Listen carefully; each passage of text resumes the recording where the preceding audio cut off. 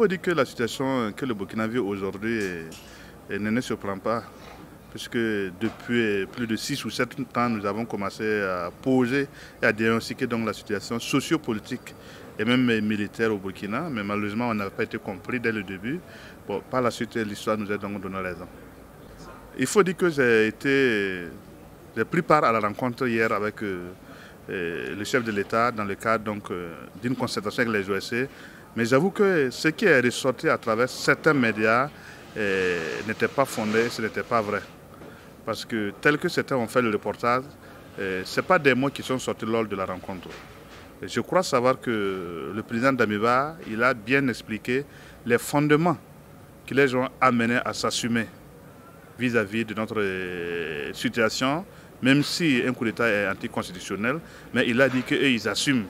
En retour, les OSC avaient déjà joué un rôle participatif et même éducatif, ce qui a favorisé donc cet avènement. Mais en retour, il faut que les uns et les autres se mettent main dans la main, dans un esprit patriotique et de solidarité, afin qu'on puisse ensemble bâtir le Burkina Faso. C'est ce qui est ressorti hier à l'issue de la concertation. Mais j'ai été étonné d'entendre certains propos de certains médias. Bon, j'avoue aussi que quand ça commence comme ça, par moments, c'est très difficile. Nous sommes quand même une structure responsable et nous veillons donc au grain dans le cadre de la défense de la démocratie et la défense des droits humains. Alors, si vous savez que nous sommes arrivés à cette situation, c'est parce que, en apportant des critiques de par le passé avec le régime dessus, alors les gens avaient des difficultés à accepter les critiques. Or, on dit souvent que seules les critiques peuvent mettre le prince à l'abri des abus.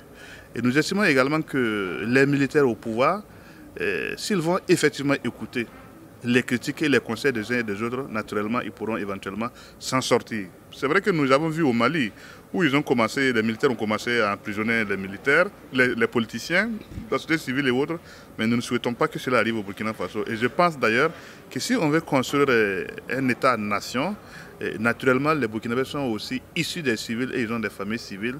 Donc je pense qu'ensemble, société civile, militaire et politique, ensemble on peut construire ce pays. Mais pour le moment, je ne vois pas en quoi je vais avoir peur, puisque nous avons souhaité qu'il y ait un changement parce que ceux qui étaient là ne voulaient pas écouter. Et naturellement, nous ne pouvons qu'accompagner cette dynamique dans un esprit inclusif surtout, et un esprit participatif et patriotisme, afin que tout le monde puisse trouver son compte dans l'édification de notre nation-là. Vous savez que la particularité de cette transition est qu'elle n'est pas issue d'une insurrection, mais plutôt un coup d'État.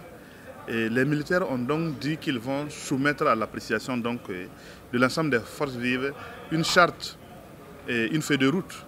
Donc il est très difficile déjà de dévancer l'Ouganda dans l'eau.